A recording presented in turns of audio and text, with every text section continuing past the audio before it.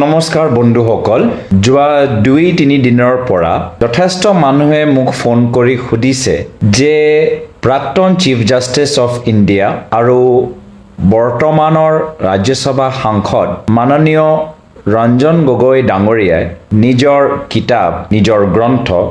জাষ্টিস for আ জাজ তাৰ ভিতৰত উল্লেখ কৰিছে যে প্ৰয়াত প্ৰাক্তন মুখ্যমন্ত্ৰী জননেতা তৰুণ গগৈদেৱে এটা সময়ত তেওঁৰ পৰা কিবা এটা ব্যক্তিগত সহায় বিচাৰিছিল এটা কেছৰ সন্দৰ্ভত এই ক্ষেত্ৰত মোৰ কি প্ৰতিক্ৰিয়া আছে ৰাইজে জানিবলৈ বিচাৰিছে মই ক'বলৈ বিচাৰিছোঁ যে মাননীয় ৰঞ্জন গগৈদেৱৰ প্ৰতি কিবা এটা ব্যক্তিগত মোক প্ৰতিক্ৰিয়া দিব লাগে মই নাভাবোঁ যদি তেখেতৰ ৰেকৰ্ড চোৱা যায় চিফ জাষ্টিস অফ ইণ্ডিয়া হিচাপে আৰু চিফ জাষ্টিস অফ ইণ্ডিয়া পদ এৰি ৰাজ্যসভা সাংসদ হৈ যোৱাৰ পিছত যদি তেখেতৰ ৰেকৰ্ড চোৱা যায় এতিয়া গোটেইখিনি কথা তাতেই স্পষ্ট হৈ যায় তেওঁ চিফ জাষ্টিস অফ ইণ্ডিয়া হৈ ৰাফায়েল কেছত সিল্ড কাভাৰ্ছৰ এটা জুৰিস্প্ৰুডেন্স আৰম্ভ কৰিলে অযোধ্যা কেছত যথেষ্ট তৎপৰতা দেখালে এটা ব্যক্তিগত কেছত নিজৰ লগত জড়িত হৈ থকা এটা ব্যক্তিগত কেছত তেওঁ নিজে বেঞ্চত বহিলে আৰু চিফ জাষ্টিস অফ ইণ্ডিয়াৰ পদ এৰি তেওঁ মাত্ৰ 4 মাহৰ ভিতৰত ৰাজ্যসভা সাংসদ হ'ল আৰু ইতিমধ্যে কিছুমান বাতৰিত উল্লেখ কৰা গৈছে যে প্ৰায় 10% এটেণ্ডেন্স আছে তেওঁ ৰাজ্যসভা সাংসদ হিচাপে 10% এটেণ্ডেন্স এয়া হ'ল তেওঁৰ ৰেকৰ্ড আৰু যি সময়ত প্ৰাক্তন মুখ্যমন্ত্ৰী তৰুণ গগৈদেৱ জীৱিত আছিল সেই সময়ত তেওঁ একো কথা উল্লেখ নকৰিলে আজি প্ৰয়াত মুখ্যমন্ত্ৰী তৰুণ গগৈদেৱ আমাৰ লোকৰ মাজত নাই তেওঁ নিজৰ কথা ক'ব নোৱাৰে আজি তেওঁ নিজৰ গ্ৰন্থত এইখিনি কথা ক'বলৈ আৰম্ভ কৰিছে তো মই ভাবোঁ তেওঁ ইমান দীঘলীয়া ৰেকৰ্ড এই ৰেকৰ্ডৰ ভিতৰত আজি তেওঁ প্ৰয়াত মুখ্যমন্ত্ৰী তৰুণ গগৈদেৱৰ প্ৰতি নিজৰ অভিযোগ যে দাঙি ধৰিছে তেওঁ দীঘলীয়া ৰেকৰ্ডত এইটো আৰু এখন চেপ্টাৰ যি চেপ্টাৰ ৰাইজৰ সন্দৰ্ভত পাব্লিক অপিনিয়নৰ মাজত পাব্লিক অপিনিয়নৰ কোৰ্টত তেওঁৰ যি এটা স্থিতি পালে সেই স্থিতি একে থাকিব আৰু তেওঁ এই ধৰণৰ ব্যক্তিগত অভিযোগ দাঙি ধৰিলেও অসমৰ ৰাইজে ভাৰতৰ ৰাইজে যি শ্ৰদ্ধা যি সন্মান প্ৰাক্তন মুখ্যমন্ত্ৰী তৰুণ গগৈদেৱক দিছে সেই সন্মান সেই শ্ৰদ্ধা অটুট থাকিব তাত কোনো ধৰণৰ সলনি নহয় আৰু মই নিজে ভাবিলোঁ যে তেওঁ আজি ইমান কষ্ট কৰি NRC কৰালে NRC বৰ্তমানৰ ৰাজ্য চৰকাৰে স্বীকাৰ কৰা নাই সেই বিষয়ে কিবা এটা ক'ব সেইখিনি কথা নকৈ তেওঁ বৰ্তমানৰ অসমৰ মুখ্যমন্ত্ৰীজনক শুভেচ্ছা জ্ঞাপন কৰিছে আৰু ইনকাম টেক্সৰ এক্সপাৰ্ট হিচাপে তেওঁক স্বীকৃতি দিছে এতিয়া কেনেকৈ আমাৰ অসমৰ মুখ্যমন্ত্ৰী হিমন্ত বিশ্ব শৰ্মা ডাঙৰীয়া ইনকাম টেক্স এক্সপাৰ্ট হ'ল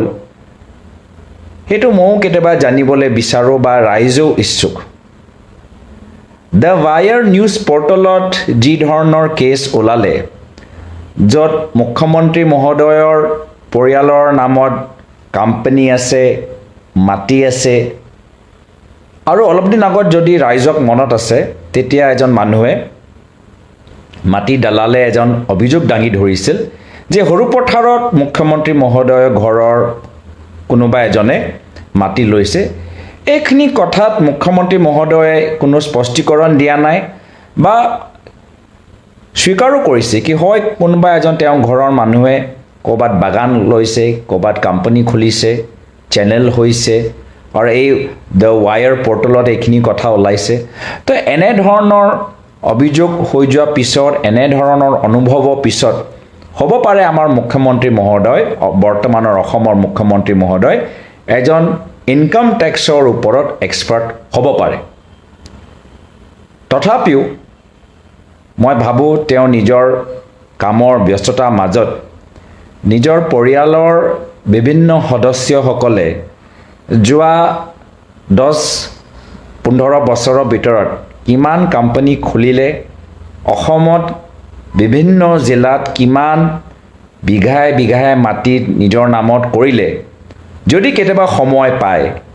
এইখিনি কথাত তেওঁ স্পষ্ট কৰিব। য'ত মোৰ কথা আহিল, মই এটা ৰাজহুৱা সিদ্ধান্ত লৈছোঁ যে মই কেতিয়াও নিজৰ পৰিয়ালৰ নামত অসমত আমি মাটি নলওঁ বা পৰিয়ালৰ নামত কোম্পানী মই নোখোলোঁ। এইটো মোৰ ব্যক্তিগত এটা মই ভাবিছোঁ এটা ৰাইজৰ এটা ৰাজহুৱা সিদ্ধান্ত মই জনাইছোঁ, ৰাইজে পিছত ধৰিব পাৰে। কিন্তু আজিৰ তাৰিখত মই ভাবোঁ যে মুখ্যমন্ত্ৰী মহোদয়েও নিজৰ কথাখিনি স্পষ্টীকৰণ দিয়ক আৰু প্ৰাক্তন CGI বৰ্তমানৰ ৰাজ্যসভা সাংসদ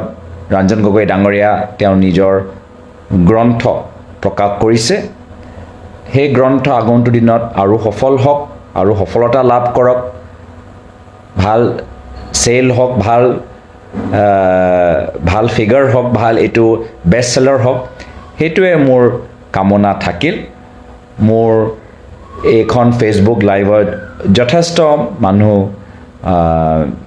যোগ দিছে, সকলোকে মই ধন্যবাদ জ্ঞাপন কৰিছোঁ, সকলৰ মংগলৰ কামনা কৰিছোঁ। সকলোৱে জানে যে আজিৰ তাৰিখত দিল্লীত পাৰ্লিয়ামেণ্ট চলি আছে। অসমৰ সংসদ হিচাপে মই চেষ্টা কৰি আছোঁ যে অসমৰ কথাখিনি, ভাৰতৰ কথাখিনি, আমাৰ ৰাইজৰ লগত জড়িত হৈ থকা প্ৰত্যেক গুৰুত্বপূৰ্ণ কথাখিনি সংসদৰ মাজত ভালদৰে উত্থাপন হ'ব লাগে। এয়াই মোৰ কৰ্তব্য, সেয়াই মোৰ দায়িত্ব আৰু এই দায়িত্ব পালন কৰাৰ ক্ষেত্ৰত আপোনাৰ সকলৰ মই আশীৰ্বাদ বিচাৰিছোঁ, পৰামৰ্শ বিচাৰিছোঁ, সহায় আৰু সহযোগ বিচাৰিছোঁ। শদিয়াৰ পৰা ধুবুৰীলৈ, বৰাকৰ পৰা ব্ৰহ্মপুত্ৰলৈ সকলোৰে মাজত চিনাকি এটা নাম প্ৰাতঃ টাইম। থলুৱা ভাষা, কৃষ্টি আৰু সত্য বাতৰিৰ আধাৰত প্ৰতিষ্ঠিত খবৰ প্ৰাতঃ টাইমৰ প্ৰতিটো বা বাতৰি পুংখানুপুংখভাৱে চাবলৈ Facebook, YouTube, website, Twitter, Instagram আৰু ব্লগাৰ পেজত লাইক আৰু ফ'ল' কৰক। ধন্যবাদ। আয়ুষ কল্প হেল্থ কেয়াৰ দক্ষিণ কামৰূপৰ এক অত্যাধুনিক হেল্থ কেয়াৰ চেণ্টাৰ। মিৰ্জা আজাৰা ছয়গাঁৱত হেল্থ কেয়াৰ চেণ্টাৰ থকা এই পৰিয়ালটোৰ দক্ষিণ কামৰূপৰ বোকৰ মাজমজিয়াত 25খন বিচনাযুক্ত এখন চাৰ্জিকেল হস্পিটেল আছে। এই হস্পিটেলখনত ICU, ICCU আৰু NICU সুব্যৱস্থাও আছে। আয়ুষ কল্প চাৰ্জিকেল হস্পিটেলত আপকামিং ফেচিলিটিজ হিচাপে 16 স্লাইচ, CT স্কেন, ডায়েলিচিছ আৰু ব্লাড বেংকৰ সুবিধা থকাৰ লগতে সম্পূৰ্ণ অত্যাধুনিক যন্ত্ৰ পাতিৰে বিজ্ঞ চিকিৎসকৰ দ্বাৰা চিকিৎসা কৰা হয় ৰোগীৰ। আপোনাৰ যদি কোনোবা সম্বন্ধনীয় উন্নত মানৰ চিকিৎসাৰ প্ৰয়োজন হয়, দক্ষিণ কামৰূপৰ বিভিন্ন প্ৰান্তত থকা আয়ুষ কল্প হেল্থ কেয়াৰ চেণ্টাৰলৈ আনি উন্নত চিকিৎসা প্ৰদান কৰক।